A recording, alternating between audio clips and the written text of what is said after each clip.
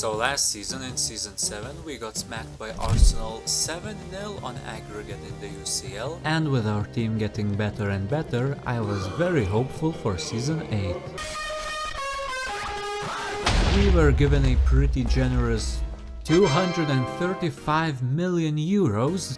Yeah, even though it's a lot of money, it is a glitch, so with a little wave of my magic wand, I reduced it to 16, which is how much we had at the end of last season. 2 people were retiring at the end, including Fenger, who was not that great, and Kerr, which is gonna be a big loss for us come next year. Or should I say, year? It's like a joke, okay. But I did get an offer for Fenger, so without a shadow of a doubt, I accepted the offer. I don't know how a doubt can have a shadow, but okay. The preseason tournament did not go as well as I had hoped, as we had a somewhat difficult group, let's call it that. Of course, loans. It's not my video if I did not send a dozen people to the gulag, is it? I did also sign 2 young but decent free agents, and I made a tiny little sale as well. We won both of our qualifiers, which were against Basel, meaning we were once again into the UCL group stage, and this time the objective was to reach the quarterfinals. And by the way, this was our group. Pretty decent, not too difficult, should be doable. The first game was against Feyenoord, which ended in a goalless draw, very nice. In the second one, it was Villarreal that went home with the 3 points despite our efforts. The third game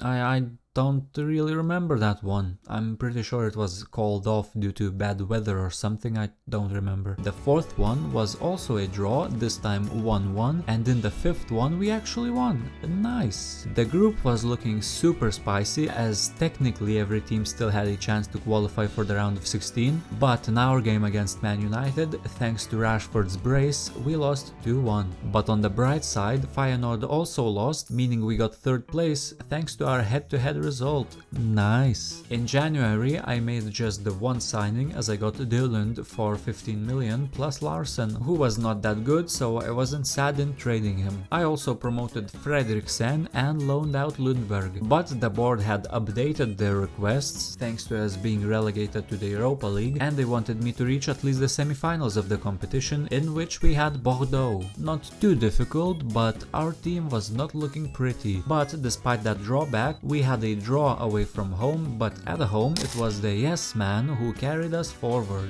In the round of 16 we had PSV Eindhoven, and despite being at pretty much full strength, we struggled a little bit, but at least we did not lose. At home though, Asen scored in the first minute and then probably took his shirt off in celebration or something and got himself booked, but after that we did not see any more goals, and we progressed to the next round, in which we had Athletic Bilbao, a very tough opponent. Especially considering that Asen was suspended for that yellow card in the previous game. Cheers for that, mate. Anyway, the away leg was pretty good, as we scored 2 big goals, but in the home game we conceded to a literal city somehow. Then they added the second goal, and then Strand got us one back. The game then went into penalties, where unfortunately we lost 3-4. Now you might be wondering, hey, that's pretty bad and disappointing. Oh yeah?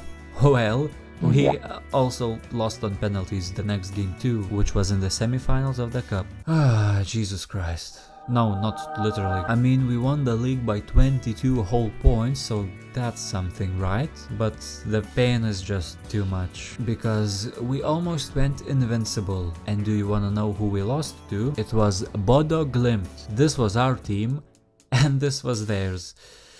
Thanks EA, very cool.